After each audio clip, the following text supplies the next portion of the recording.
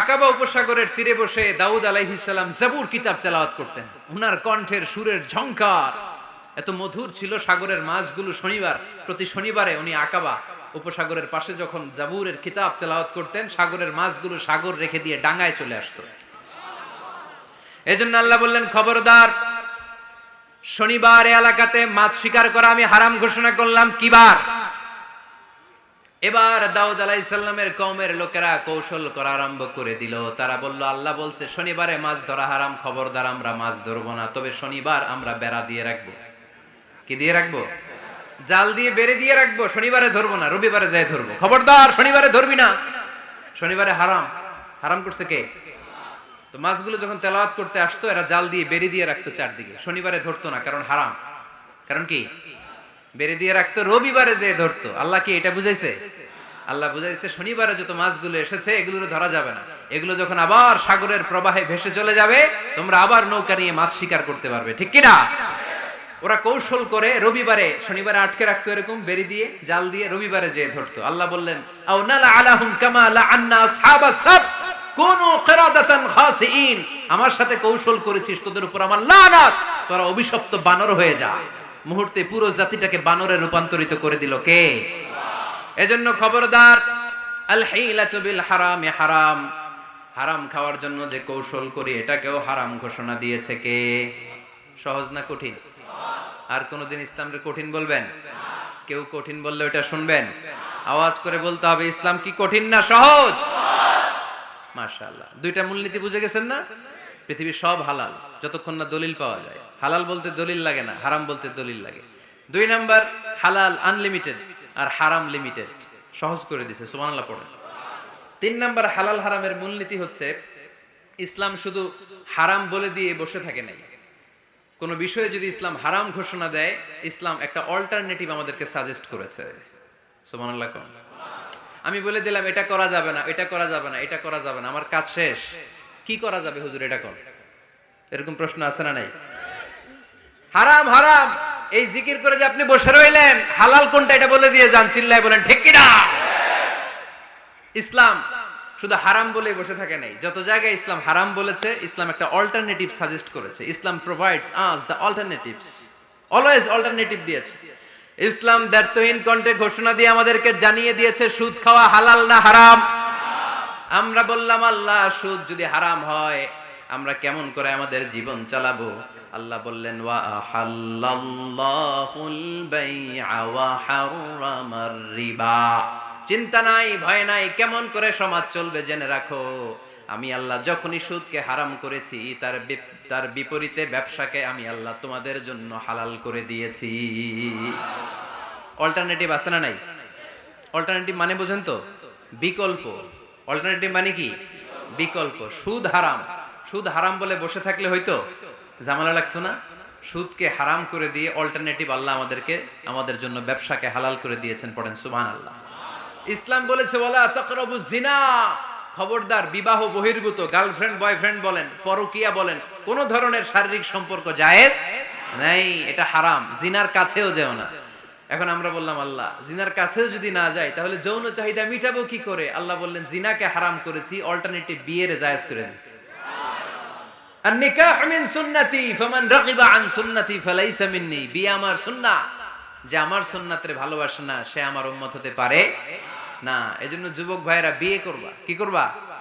বিয়ের চেয়ে কোনো ভালো কাজ পৃথিবীতে হতে পারে? আমরা গার্লফ্রেন্ড বয়ফ্রেন্ড মানি না।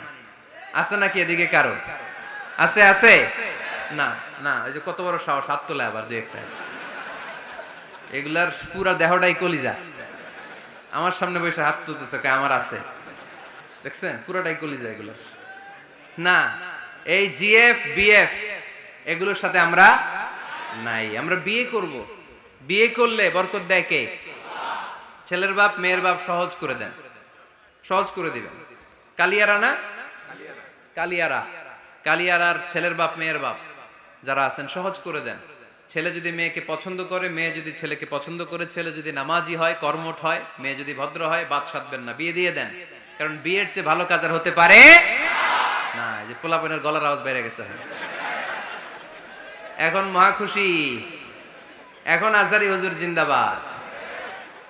এখন আর আমার বিরোধী কেউ নাই এই জায়গায়, সবাই হাত করে ফেলছি আমি, আগেও নাই, মাশাআল্লাহ।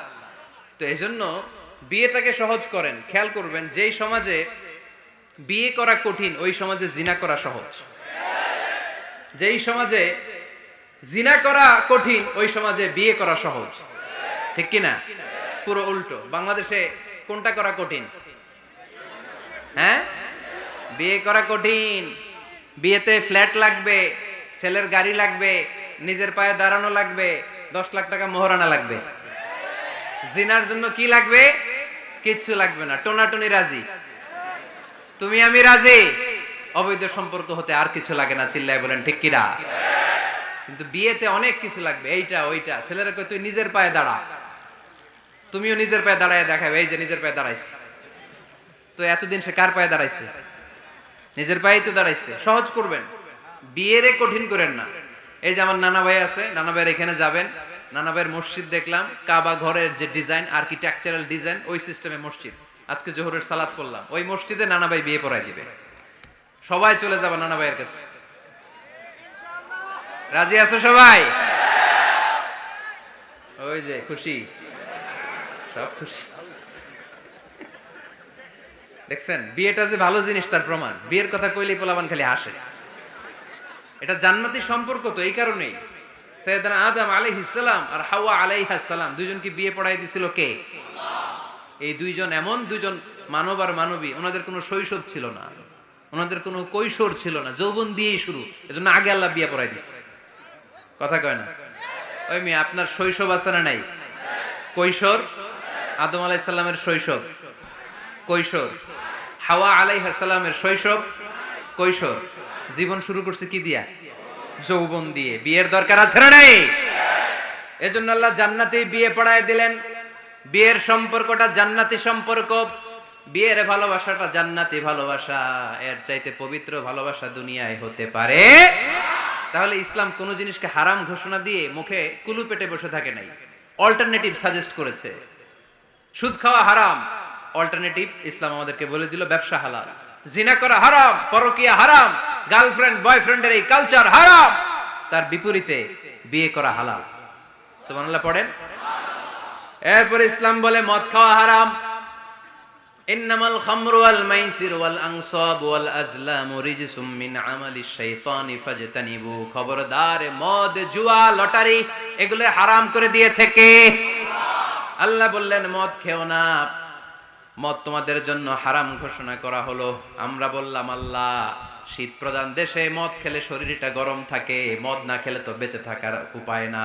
স্ক্যান্ডিনেভিয়ান কান্ট্রিগুলোতে, সাইবেরিয়াতে মদ না খেলে ওদের বাঁচার উপায় নাই। এখন অল্টারনেটিভের দরকার আছে না নাই?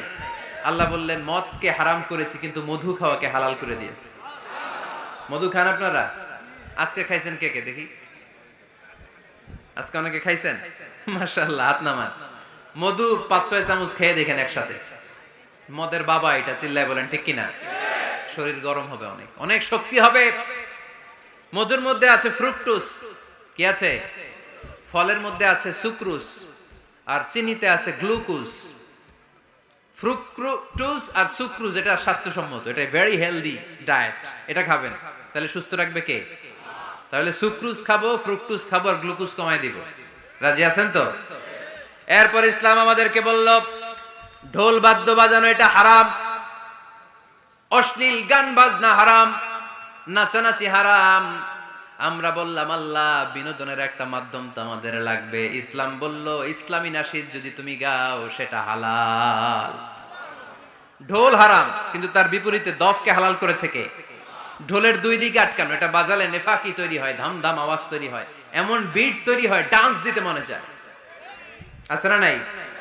প্রায় মাঝে মাঝে দেখি ওই গায়ে হলুদের অনুষ্ঠানে ইত্যাদি ইত্যাদি অমুক অনুষ্ঠানে বাসার ছাদের উপরে এমন বিটে হেভি মিউজিক্যাল ইনস্ট্রুমেন্ট দিয়ে এমন গান ছাড়ে, পুরো এলাকাটা কাঁপে ওনাদের সাথে। দুম্মা চলে, দুম্মা চলে, খালি কি চলে? দুম্মা চলে। খেয়াল করছেন? আপনার কাছে যদি বাজায় এই টেবিলটা কাঁপবে, সাথে সাথে আপনার শরীরও কাঁপবে, আপনাকে ক্রেজি বানাবে। ইসলাম বলেছে না, যেটা তোমাকে ক্রেজি বানায়, যেটা তোমাকে অস্থির বানায়, যেটা তোমাকে অশ্লীল বানায়, ওটাকে হারাম করেছে কে? কিন্তু তার বিপরীতে সুস্থ বিনোদন আমাদের জন্য হালাল করে দিয়েছে কে? ঢোল বাজানো হারাম, কিন্তু ঢোলের বিপরীতে ইসলাম আমাদের জন্য